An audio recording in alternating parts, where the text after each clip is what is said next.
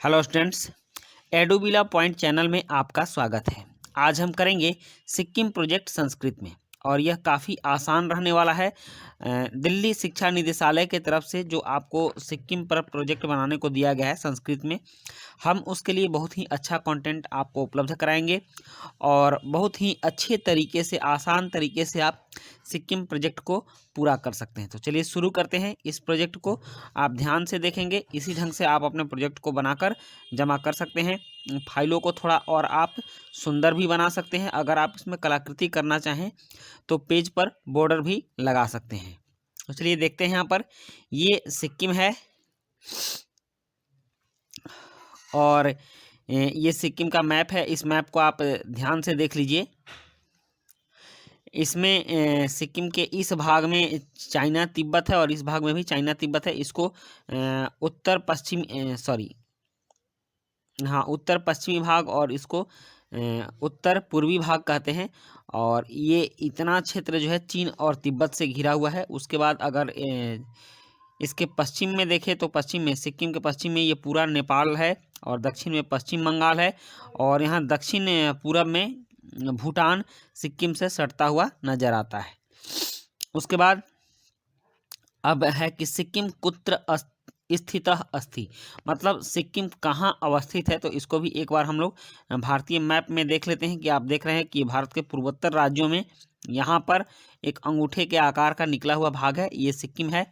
और इसको कैसे लिखना है इसको भी मैं आपको समझा देता हूँ। भारतस्य पूर्वोत्तर दिशायां नेपाल भूटानयोः मध्ये रमणीयः सिक्किम प्रदेशः अस्ति। भारत के पूर्वोत्तर दिशा में नेपाल और भूटान के बीच में एक रमणीय प्रदेश है सिक्किम। अत्रम पर्वतेषु उच्चतमा पर्वत श्रृंखला कंचनजंगा अस्ति। यहाँ जो है पर्वत श्रृंखला का जो उच्चतम पर्वत श्रृंखला कंचनजंगा है वह है। और एतेषु मतलब ऐसे ही अनेकाः पर्वताः हिमेन आच्छादिताः सन्ति। अनेक पर्वत यहाँ हिम से आच्छादित मतलब बर्फ से आच्छादित हैं। हिमात निःसृता जलधारा अस्य दक्षिण पश्चिमे नदी रूपा वहन्ति तेषु तीस्ता रंगीत च प्रमुखे। मतलब कि यहाँ हिमालय की जलधारा से जो पानी निकलता है उससे बहुत सी नदियाँ निकलती हैं, जिसमें तीस्ता, रंगीत और तेसु आदि प्रमुख नदियाँ हैं। सिक्किम वासिना तीस्ता सिक्किमस्य जीवन रेखा इति कथयन्ति। सिक्किम वासी तीस्ता को सिक्किम की जीवन रेखा कहते हैं। तो इस तरह से हम सिक्किम का परिचय दे देंगे और यहाँ एक मैप भी लगा सकते हैं। आप चाहें तो सिक्किम का पूरा मैप भी लगा सकते हैं, लेकिन चूंकि सिक्किम की स्थिति भारत में बतानी है इसलिए मैंने ऐसा मैप लगाया। ये सारे मैप नेट पर अवेलेबल हैं, आप इनको ले सकते हैं। उसके बाद है सिक्किम प्रदेशस्य का विशेषता अस्ति। सिक्किम प्रदेश की विशेषता क्या है? तो सिक्किम राज्ये 28 पर्वत शिखराणि 21 हिमान्यः द्विरातधिका तडागा शताधिका नद्यः अनेक उष्ण जलप्रपाताः च सन्ति। मतलब सिक्किम में बहुत सारे पर्वत शिखर, हिमालय के पर्वत शिखर, तालाब, नदियाँ और जलप्रपात हैं। और एतय राज्यस्य प्रकृति सौंदर्य वर्धते, ये राज्य की प्रकृति की सौंदर्यता को बढ़ाते हैं। तडागेपु चांगू गुरुंगो मार खेचियोपल्ली च विशाला दर्शनीया च सन्ति। पंच उष्ण जल प्रपाला युमथांग बोरांग रालांग तामचू सुमी सामडोंग च अतीव रमणीया सन्ति। यहाँ पर बहुत सारे तालाब हैं जैसे गुरुंगोमार, खेचियोपल्ली और ये विशाल दर्शनीय स्थल हैं। और यहाँ 5 उष्ण जलप्रपात मतलब गर्म जलप्रपात भी हैं जैसे युमथांग, बोरांग, रालांग, तामचू, सुमीसामडोंग और ये सभी काफ़ी रमणीय स्थल हैं।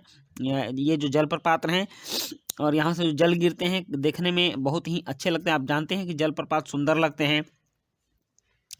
पर्यटका त्वचा रोगिणः च अस्मिन् स्नातुम् आगच्छन्ति। यतः एतानां जलेश गंधकस्य आधिक्यम भवति। यहाँ जो पर्यटक आते हैं इन गर्म पानी के झरनों में स्नान करते हैं और स्नान करने के लिए ही आते हैं। यहाँ के जल में गंधक की मात्रा अधिक रहती है, इसलिए चर्म रोग दूर हो जाते हैं। इसलिए यहाँ के पर्यटक आकर यहाँ के जलप्रपातों में स्नान करते हैं।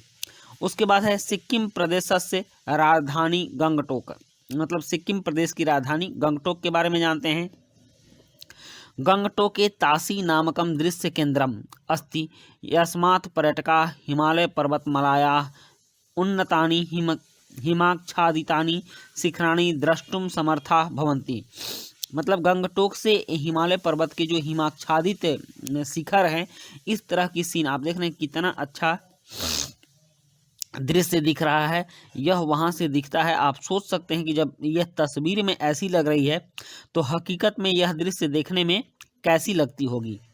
तो इस तरह से, और इस नगर में अस्मिन्नेव नगरे ठाकुरबाड़ी नामकम देवालयम अति मनोहरम दर्शनीयम च अस्ति। यहाँ ठाकुरबाड़ी नाम की एक देवालय बहुत ही सुंदर देखने लायक है। दक्षिण जनपदे एकस्मिन् गुहायां स्वयं प्रकाशितं शिवलिंगम अस्ति येन गुहायाम अपि प्रकाशः भवति। दक्षिण राज्य में एक गुफा में खुद से प्रकाशित एक शिवलिंग है, इसको भी आप येन गुहायाम, और इससे गुफा प्रकाशित होती है। तो इस तरह के सीन और इस तरह के मठ वहाँ देखने को मिलते हैं। तो कुल मिलाकर के ऐसा लगता है कि सिक्किम बहुत ही रमणीय स्थल है, घूमने लायक स्थल है, और यह हमें मन को प्रफुल्लित करने वाला भी होगा। इसके बाद सिक्किम में बहुमूल्यम मठानाम पीठानाम च, सिक्किम में बहुमूल्य मठ और पीठ भी हैं। सिक्किम राज्ये दशहरा दीपावली च उत्साहेन मन्यते। सिक्किम राज्य में दशहरा और दीपावली उत्साह से मनाए जाते हैं। अत्र बौद्धा मुख्य रूपेण निवसन्ति, अतः बौद्ध विहाराणां मठानां पीठानां च बाहुल्यम अस्ति। यहाँ मुख्य रूप से बौद्ध लोग निवास करते हैं, इसलिए यहाँ बौद्ध विहार, मठ और पीठ जो बौद्धों के होते हैं वो बहुत मात्रा में हैं। एते सर्वे भव्या दर्शनीयाः च, ये सभी देखने लायक भी हैं। एतेषु प्रमुखा पेमांगत्से, तासिडिंग, फोडोंग, फेनसांग, रूमटेक, दुक्सोम, रोलांग च सन्ति। यहाँ पेमांग से, तासिडिंग, फोडोंग, ये सभी दर्शनीय स्थल है और घूमना चाहिए, घूमने लायक जगह है। कुल मिला के यह पर्यटन की यहाँ असीम संभावना है। आप देख सकते हैं ये मठ कैसे दिख रहे हैं, कितने सुंदर हैं ये, और यह मठ भी काफ़ी अच्छा है। सिक्किम को अगर पर्यटन के रूप में देखा जाए तो यह काफ़ी धनी राज्य है, पर्यटन के प्रचुर संभावनाएं यहाँ पर हैं। और उसके बाद सिक्किम राज्यस्य उत्सव, सिक्किम राज्य के उत्सवों को देखते हैं तो लोसरम यहाँ का मुख्य उत्सव है। और लोसरम के बारे में हम जानते हैं कि लोसरम क्या है। यहाँ कह रहा है कि अत्र तिब्बतस्य नववर्ष लोसरम प्रतिवर्ष दिसंबर मासे मन्यते। मतलब यहाँ तिब्बत के नववर्ष पर लोसर पर्व जो है यह प्रतिवर्ष दिसंबर महीने में मनाया जाता है।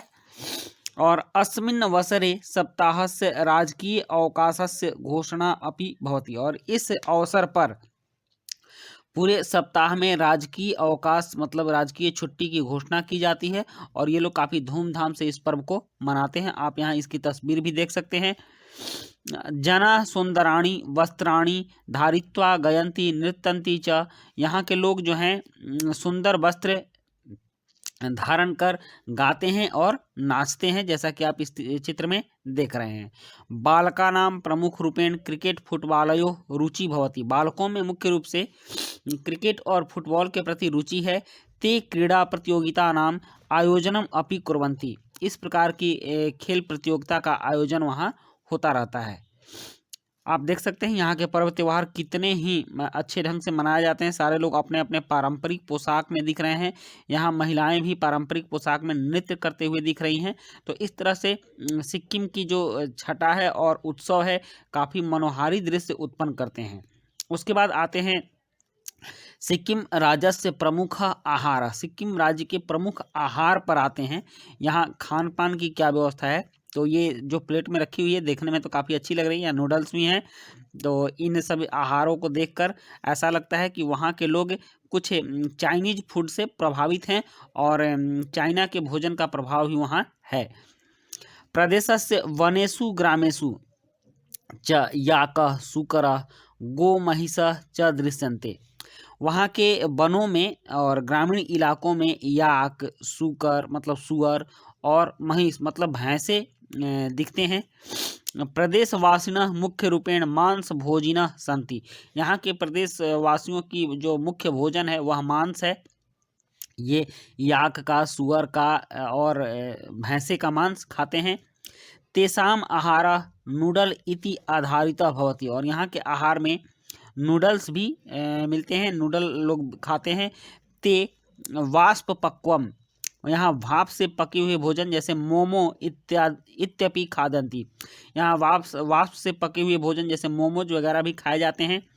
जना ग्रामेषु मतलब गांव के जो लोग वसंतु और लोग गांव में बसते हैं, जो लोग गांव में बसते हैं तेषां गृहाणि वंशै निर्मितानि भवन्ति येषाम् उपरि ते गोमस्य लेपनं कुर्वन्ति येन गृहाणाम् अंतरे उष्मा संरक्षणं भवति। यहाँ के लोग जो गांव में रहते हैं वे अपने घरों को बांसों से बनाते हैं, तैयार करते हैं। ऊपरी जो भवन है उनके ऊपर में जो पहाड़ी इलाकों में जो लोग रहते हैं वे अपने घरों को बांस से बनाते हैं और गोमस्य लेपनम कुर्वन्ति और उस पर गाय के गोबर का लेप लगाते हैं। येन गृहाणाम अंतरे उष्मा संरक्षणम भवति। और इस प्रकार के जो घर हैं वह उष्मा संरक्षण करते हैं, मतलब घर में गर्मी को बनाए रखते हैं और बाहर के ठंड को घर में प्रवेश नहीं होने देते हैं। तो ये सब इनके घरों की और इनके भोजन की विशेषता है जो कि हमने जाना। अब नेक्स्ट है यहाँ पर सिक्किम प्रदेश